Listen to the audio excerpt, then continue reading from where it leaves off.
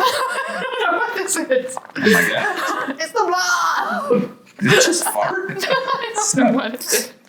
Maybe. It's like, oh gosh, that smell. Oh, it's taking me back to something. It's not. There's like a. It smells like glue. I know, but it's taking me back to like a memory. That's weird. Smell. It's amazing. I don't know, but there's like a sharp smell to it where it's like, I don't know. No. I'm pretty glad though. I got kind of the color down a little bit. You did. Anyway, yay, Leah! Good job. Good job.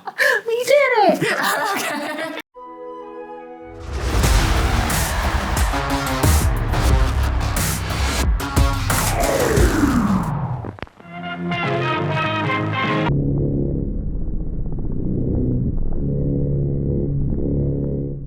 Hello and welcome to Library Grindhouse. The only ticket you need is your library card. I'm Jesse. And I'm Leah, and today we'll be reviewing the 1988 film, The Blob. All right, Leah, but first, why don't you hit him with that spoiler-free plot summary? A gelatinous, deadly entity from space crashes into a small town and starts to wreak havoc in the most acidically consumable way. Motorcycle riding bad boy Brian and cheerleader Meg team up to alert their town of this lethal monster to no avail. The panic and slaughter start to rise as tight-lipped government scientists start to infiltrate and quarantine the town as they try to devise a plan to ensnare this horrific, slimy organism. Okay, Leah, what's number 3 on your list of reasons to watch The Blob? All right, so, yet again, if I've said it once, I've said it a million times, trust your dog. In the very beginning, I don't know if he's homeless or if he's just supposed to be like the old creepy man in every single horror film. The guy who lives in the woods. Yeah, so he does have a shack, so. Well, the shack man, right from the get-go, he's the one who sees the meteor, whatever, you don't know what it is, just light across the sky, crash into a field. His dog starts barking, growling. He tries to run the other way, and what does creepy guy do? Run towards it.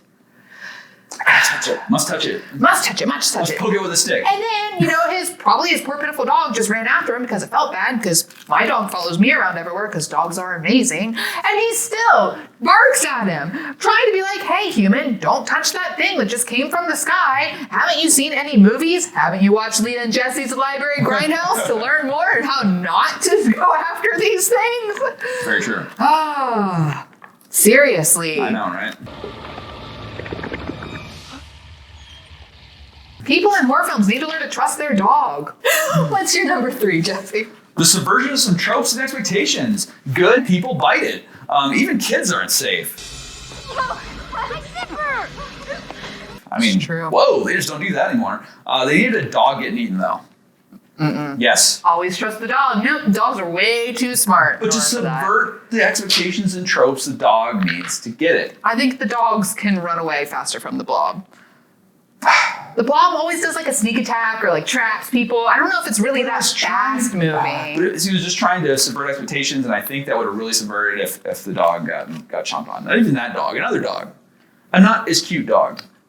They're all stinking cute, Jesse. All right. Little fur babies. And while not terribly progressive, it was interesting to see a black character as like a major scientist. Put those weapons down. Even though they wind up being the major villain. They're like, come on. We're here to help you.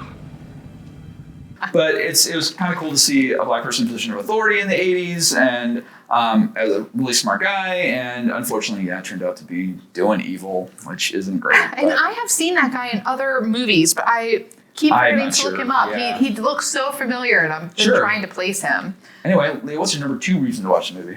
My number 2 reason kind of goes along with my number 1 reason, but there is a lesson to be learned from watching this movie and from a lot of the other horror movies that we have watched and reviewed for you. It is observe from afar. Do not go towards the weird thing that's moving or lurking in the corner and be like, I wonder what that is. Better go check it out. No, run away.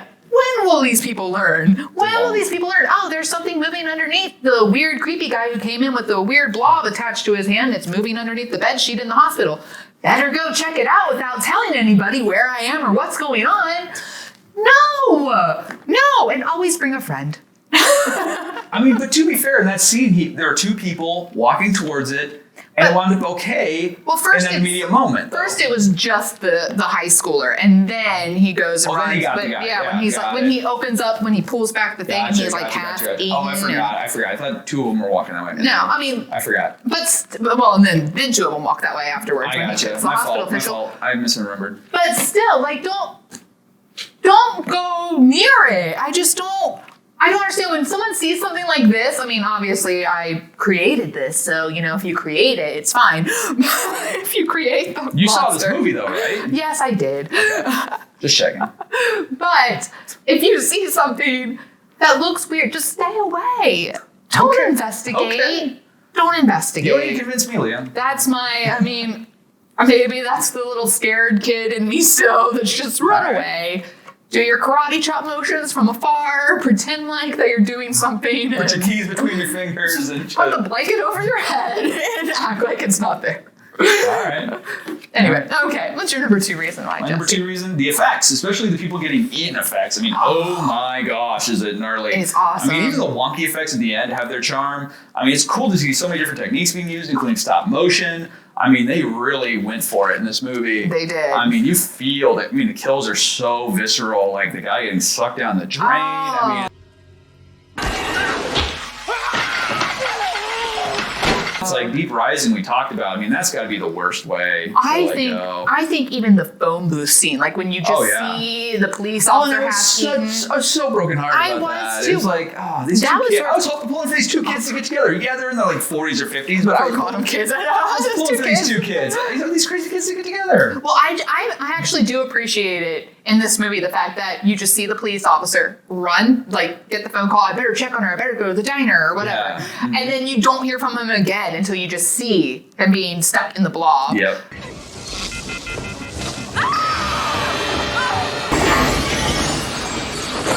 I thought that was actually a good touch because it was someone that you really like. Someone that you were like, oh, he seems like a decent dude. Right. He seems like a good guy. And you think he's going to be like the hero. He's going to save the day. And because he's the authority in town. Nobody can save the day from the Blob. Fair enough. What's your number 1 reason to watch the Blob? All right. Well, it goes along with you. There are way too many good blob killing scenes for me just to pick one. I know, right? I could not pick one. So the effects, the setups, they were wonderful. Like, absolutely wonderful. From being sucked down a garbage disposal, just like Jesse said, to being trapped in a phone booth. Like, just seeing people... This is going to sound really bad. I promise I will never say this again. But seeing people partially digested and swimming around in a blob substance was fantastic. I would say they're swimming, more floating. Floating, jelly moving, whatever. I don't know. Performing the breaststroke feat. Yes, exactly. But it was great. I mean, even down to someone jumping out of the water trying to reach up. Oh, yeah. And it was just... I mean... I was pleasantly surprised with this movie. Yeah, they hold up for the most part. The kills definitely hold up pretty much. Very much so. And to be all honest, I mean, this was my first time watching through it. I've kind of stayed away from this movie because I was like, the Blob.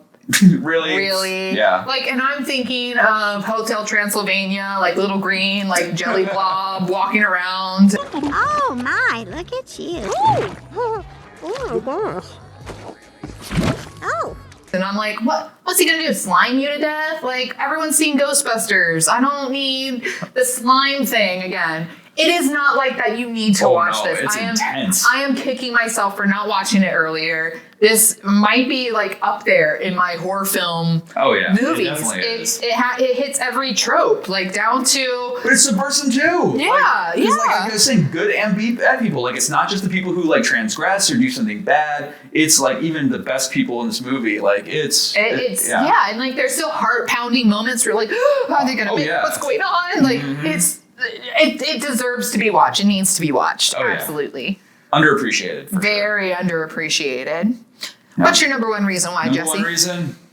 The characters. I didn't have to care about these characters in any way, but I did, darn it. I like the sheriff and the restaurant owner, Fran, and I like Paul, the football player. He seemed like a good dude. The pharmacist gets one of the funniest payoffs in the movie. It's just great. Ribbed. So good. Even leather-clad bad boy Kevin Dillon, also following the world's oldest teenager trope, along with Stephen McQueen in the original Blob film. I mean, he's somewhat likable, even though he's a thin trope with the leather, the cigarettes, the motorcycle, and the anti-authoritarian attitude. The deaths of the townspeople hit hard, especially the brutal ones, like the poor cook getting sucked down the drain. I mean, my goodness. He was just trying to help. He was. He was trying to do his job. He just wanted to do his job. The sink wouldn't drain. However, yet again, if you hear a sink gurgling and you're plunging it, and then all of a sudden you hear this like weird noise,